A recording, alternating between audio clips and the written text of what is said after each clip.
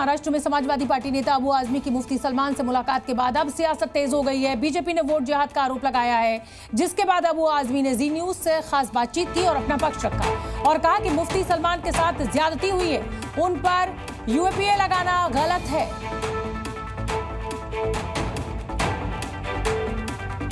देखिए, सलमान अजहरी के साथ मुलाकात के बाद अब अबू आजमी कह रहे हैं कि सलमान अजहरी के साथ गलत हुआ है, उनके ऊपर यूएपीए लगाना गलत है। क्या बातचीत हुई, सुन लेते हैं एक बार। कई दिनों से सोच रहा था कि आपसे मुलाकात करूं, जब आपके तो केसेस हुए तो हम लोग बहुत फिक्र में थे और आप आए तो मुझे मुलाकात करने का बहुत दिल था और अभी इलेक्शन भी है।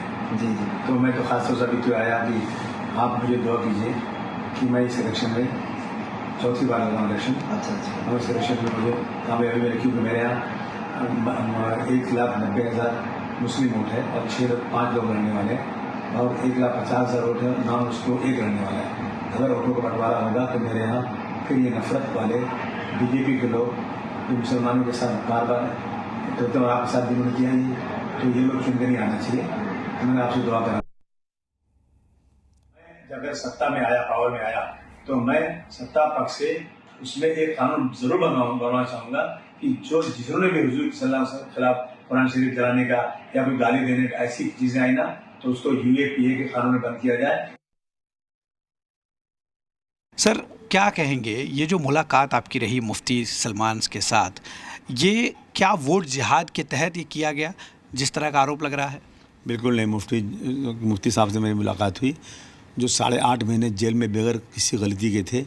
उनको एक गुजरात में कई जगहों पे उन पे केस किया गया, हर पुलिस स्टेशन में गए, हर जगह ज़मानत हो गई। बाद में जो गुजरात का एक कानून है उसके तहत उनको जेल में डाल दिया, 8.5 महीना जेल में रहे और सुप्रीम कोर्ट पहुँचते 8.5 महीने लग गए।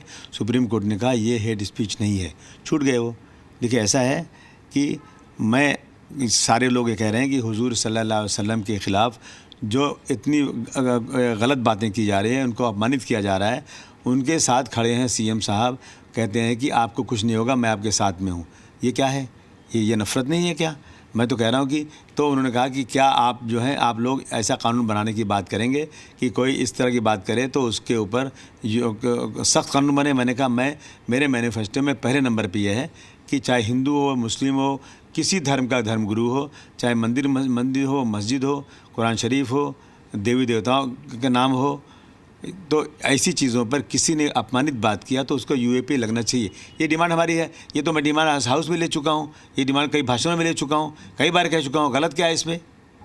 लेकिन सवाल ये है कि सर, चुनाव के ठीक पहले, यानी कि जब आखिरी वक्त रह गया हो, प्रचार का समय ख़त्म हो रहा हो, उसके पहले जाकर एक धार्मिक गुरु से मिलना और अपने लिए जो है एक तरह से दुआ करवाना और एक तरह से वीडियो बनाकर अपील करवाना, कहीं ना कहीं जो आपका चुनावी क्षेत्र है वहाँ पर मुस्लिम को एकजुट अपनी तरफ करने की कोशिश है, क्योंकि आपको एक कांटे की टक्कर मिल रही है जो विपक्षी कह रहे हैं नवाब मलिक से, और यही वजह है कि आप धार्मिक गुरु के शरण में पहुँच गए। ऐसा नहीं है।